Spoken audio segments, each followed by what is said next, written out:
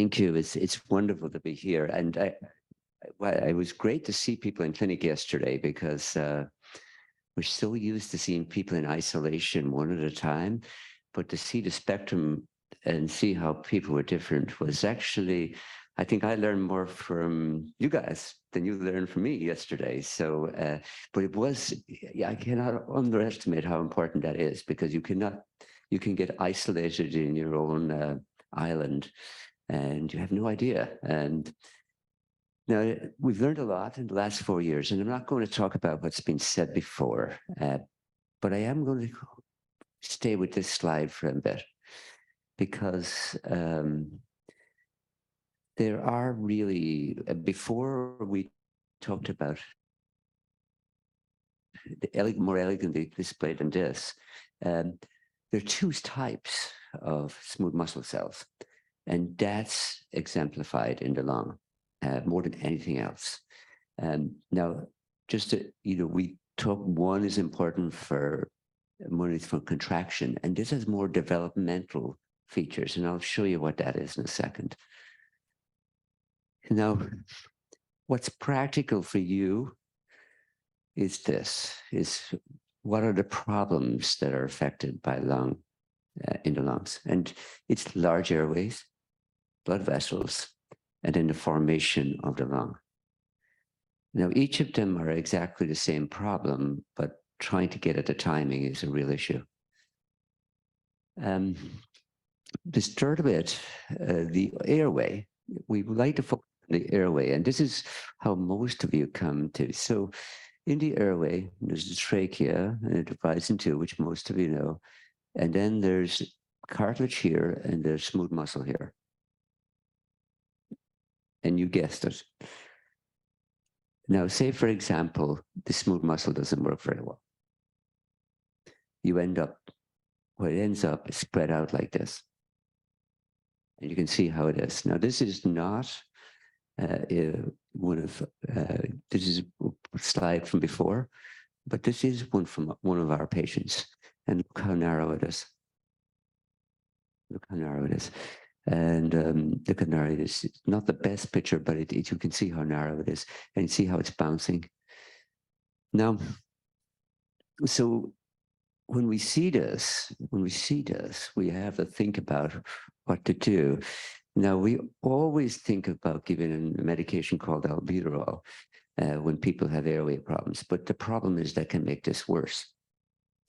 And so there's a medication called ipratropium bromide, which has honestly been out before I ever went to medical school. It's quite safe, and it works quite well, but also dries up secretions, which can be a benefit, as most of you know, which can be a benefit. So the practical things we're getting at, we tend to give these patients ipratropium bromide in some form twice a day. We tend to, and particularly if you have this softness of the airway. Now, the second thing, which is elegantly displayed in what we presented with, was the case we talked about, a young lady. Let me talk about lung developmental problems. And I put this up. Lung is just a balloon at the end of a stick. That's all it is. And you get into these things called alveoli. Right, now there's a couple of tricks to it.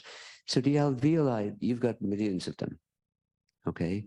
But they're not good enough. There's not enough space. There's not enough surface area to what you call exchange oxygen, even in the millions you have.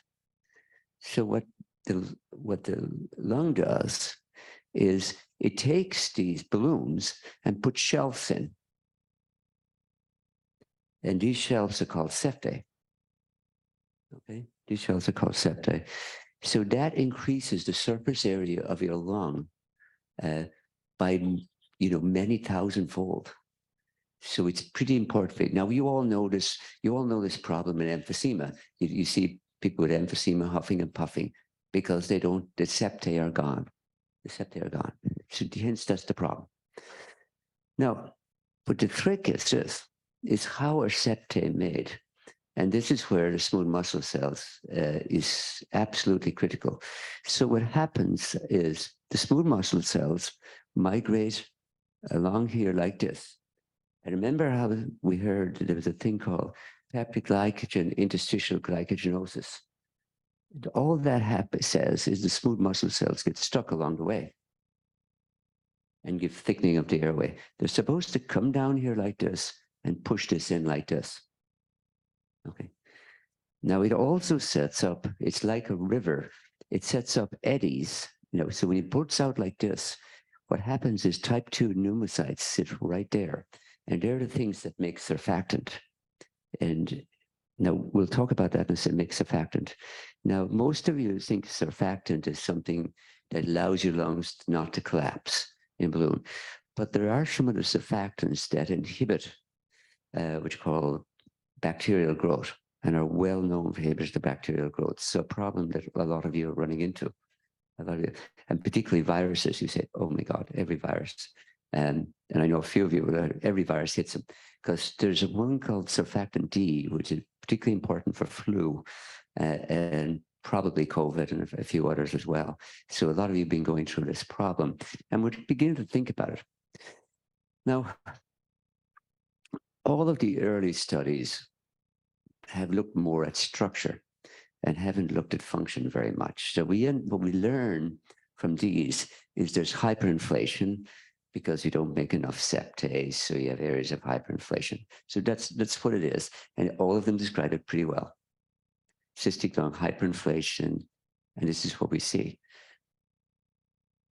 This is me. This is what you call, actually, I won't, better not. This is actually, I took this because I didn't want to show one of my own patients because people would recognize their own pictures. So I took it from the literature, and it's not the best one, I have to say. It is definitely not the best one. But as you know, this is from our friends in Houston, and you can see this is blacker than it should be. So these are cysts. These are cysts. So it's a problem. And this is, again, from the Houston study. But I wanted to point out a few things in the Houston study, and I'll point out one of my own biopsies, which only now we're thinking about. We should have went back and looked because we weren't smart enough at the time to know what the issues were. So here, what you see here is there's no septae. See how these are big? This thing's supposed to be coming in here like this. Now you see how this septate, the whole alveolus, is uniform. It's not supposed to be that way. There's supposed to be little knobs in it, little thick areas of islands here, like here. And that's where the surfactant is supposed to be made. So there's a lot of work in Wick Mark's mice. This would be worth a look at, actually. Now, oh, there you go. My forward thinking doesn't work.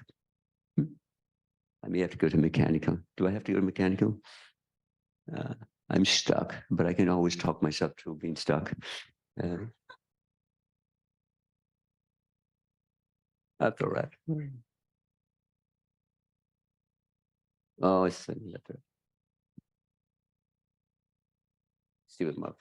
There we go. Now, this is actually a picture from one of ours. So as you can see here, this is normal. Like I can put a normal, you can see it, right? You can see how the big cysts are obvious. The big cysts are obvious. So this is the issue. Now, the questions have come up is, could you redevelop development? Could you get development to go back to normal? And you've been all talking about it. It was very elegantly said. Can we get these immature smooth muscle cells to become mature? Now, it's basically, we give a thing called retinoic acid. Now, it's again anecdotal, but it has the potential to work, particularly in younger kids. So we do tend to give retinoic acid, and mainly the upside's huge, the downside's little. Okay, so it's anecdotal. So we do, and what age to stop is always the question. But we try to do it in the first couple of years. We try to do it in the first couple of years. Now, the other feature that was really interesting to see all of you yesterday, we have a yin and yang problem. Okay, we have a yin and yang problem. Now, everyone talks about the pulmonary artery hypertension, which is definitely there, and we'll talk about that in a second. But there's also another problem that actually, it was interesting that all of I saw yesterday had it. So Now, the pulmonary artery hypertension, we'll talk about later. Now, we have a better understanding of that than we have the other problem I'm going to talk about. And it's again a smooth muscle problem. It's again a smooth muscle problem. And what therapies would you give? Now, this area of pulmonary disease has advanced so much in the last 10 years. And most of you, and most of us, and was just interested, those that have gone to combination therapies, have gone to combination therapies. All the studies show that combination therapies are better, It's single isolated agents. Those days are going away very quickly. And we see if we see people rapidly starting with medications like sildenafil, going quickly to bosantan, and going quickly to others, which we can talk about later. So there's a rapid tendency in the recent literature, particularly in kids, that the prognosis is better. So you'll see a lot of us putting you on a combo of medications. And one of these medications is oxygen. And one of these medications is oxygen, probably. So the combinations you'll see in evolving, and it evolves every year. It progresses every year. And it's good that there's lots of other mutations in other molecules that give pulmonary artery hypertension. So we learn as we go. So we're learning from them. Now, the other area that I want to talk to, the other area, some of you will recognize this picture, but so the other area I wanted to point out, see all these areas like this, you see areas of hyperinflation. And remember how I said hyperinflation was the issue? But it might also be, and all of you know it as parents, but we as doctors don't, you get a collapse of the lungs. You're getting collapse of the lungs. And that's from the lack of surfactant in some form, most likely. It's likely from lack of surfactant. So when we looked at these histology, as I said to you, there's no type 2 pneumocytes. You know, when you look at these things, it's type 2 pneumocytes jump out. And you look in the hindsight, I'm looking at a tremendous amount of hindsight, mainly because I've looked at you guys and say, what's wrong with you? So we're learning in hindsight that type 2 pneumocytes may not be as developed. Now, the problem with, do we have surfactant? We do, to give to premature babies. Now remember, a premature baby weighs like 1 pound. And 1 pound. So if you have somebody 120 pounds, you can just imagine it's just not plausible. It's not plausible. Now, and also it wears off very quickly. It wears off very quickly. So we've been thinking about this a little bit. So and you hear about genes being turned on, and it means about genes being turned on, but basically you turn genes on by giving them inhaled steroids. Steroids turn on surfactant genes, which is cool. So you'll see me pushing people towards that. But also they have artificial surfactant in them. Inhalers have artificial surfactant in them. So we tend to put everybody on inhaled steroids, and we find excuses to do so. We find excuses to do so. Now, the other problem that is a huge problem, and probably the least understood, and it may be related to the performance of big blood vessels as opposed to small blood vessels. Now, most of you know, you see hypoxia when you get a viral illness. Okay, you get viral illness. What is that? So we say, for example, who don't have a mutation in this molecule, gets a respiratory tract infection, and I plug my lower right lung. Just say I plug. If you do my O2 sat, it's normal. And the reason is because we have a natural reflex that closes down the blood vessel that's not aerating, the area that's not aerating very well, and maintains that.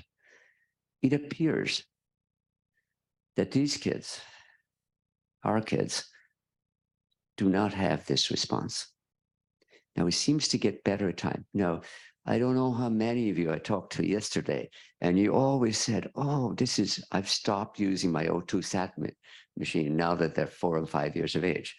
But we noticed this, and I asked a few of you yesterday, he says, oh, they were in the 80s for a month when they had a respiratory tract infection. Now, we know very little about this. We know very little about this. Now, this is the dichotomy because we're giving sildenafil, okay? We're giving sildenafil to open up the airway, right? It open up the blood vessels because you got pulmonary artery hypertension. But when you have a respiratory tract infection, maybe sildenafil may not be wise. So we always face this battle. You want it to close down blood vessels going to the bad part of the lung at that one moment in time. So they turn up with incredible O2 sats, incredible O2 sats. Now, the things that scare the heck of us, they show up normally. They wouldn't be surprised. Somebody actually should up an O2 sat of 72 and they look fine. They're wrecking the place. And you say, oh, you all know the feeling. Now, that is an issue that we don't know how to deal with. We give them oxygen and they're only partially responsive. So since I've went over my time, you should never follow a surgeon because they have better slides than you do. Thank you.